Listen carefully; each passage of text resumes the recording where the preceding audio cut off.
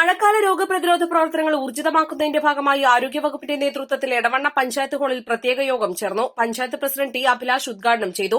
Doctor Suresh, health inspector Nasar Ahammed എന്നിവർ ക്ലാസുകൾക്ക് നേതൃത്വം നൽകി. പഞ്ചായത്ത് പരിധിയിലെ സ്കൂളുകൾ പുകയിലരഹിത വിദ്യാലയങ്ങളാക്കി മാറ്റുക, ശുചീകരണ പ്രവർത്തനങ്ങൾ ഊർജിതമാക്കുക തുടങ്ങിയ ചർച്ചകളാണ് യോഗത്തിൽ നടന്നത്.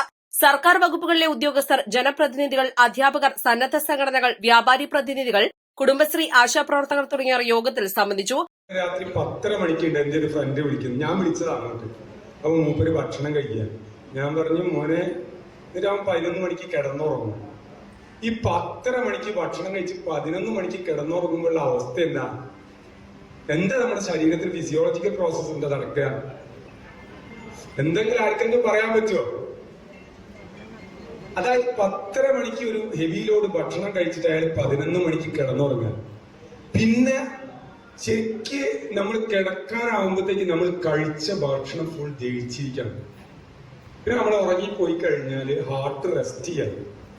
അതായത് നമ്മുടെ ഹൃദയം റെസ്റ്റ് ചെയ്യണം. ഇതെന്താ ചെയ്യുക? ഹൃദയം പിന്നെയും പമ്പ് ചെയ്യണം ഈ ഭക്ഷണത്തിന് ദഹിപ്പിച്ചെടുക്കാൻ ഉറക്കത്തിലും. അപ്പൊ 24 മണിക്കൂറും നമ്മൾ മോട്ടോർ വീട്ടിൽ തുടർച്ചയായി ഓൺ ചെയ്ത് വെച്ച അവസ്ഥയായിരിക്കും. അപ്പൊ എന്തുകൊണ്ടുണ്ടാവും?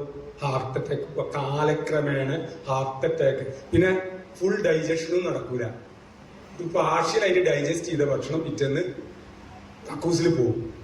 രാത്രി തിന്നത് കോഴി പൊരിച്ചത്, എന്തൊക്കെയാ കിട്ടുന്ന സാധനങ്ങളൊക്കെ ആയിരിക്കും. ഗാസ്ട്രിക്. അത് മാത്രമല്ല, കിടക്കുന്ന സമയത്ത് നമ്മുടെ ഈസോഫാഗൽ ഔട്ട്ലെറ്റിൽ നിന്ന് മേലോട്ട് ഭക്ഷണം കയറിയിട്ട് അത് ഓവറായിട്ട് വയറ്റിൽ കിടക്കുന്നത് കൊണ്ട് കാർസിനോമ വരാം, അതായത് ക്യാൻസർ വരാം. നമ്മുടെ ഈ അന്നനാളത്തിലൂടെ നമ്മളെ ഹൈഡ്രോക്ലോറിക് ആസിഡ് മേലോട്ട് കയറിയിട്ട് വയറ് കാലില്ലാതെ കിടക്കുമ്പോൾ തിരിച്ചു കയറുമ്പം അത് അന്നനാളത്തിൽ ക്യാൻസർ വരാം. എല്ലാ സ്പോട്ടിലും ക്യാൻസർ വരുത്താനുള്ള സാധ്യത. Panchayat standing committee chairperson Hamna Ali Akbar അധ്യക്ഷയായി. ആരോഗ്യ വിദ്യാഭ്യാസ standing committee chairman K T Anwar, health inspector Jaleel Aranjikkal തുടങ്ങിയവർ സംസാരിച്ചു. East live, Edavanna.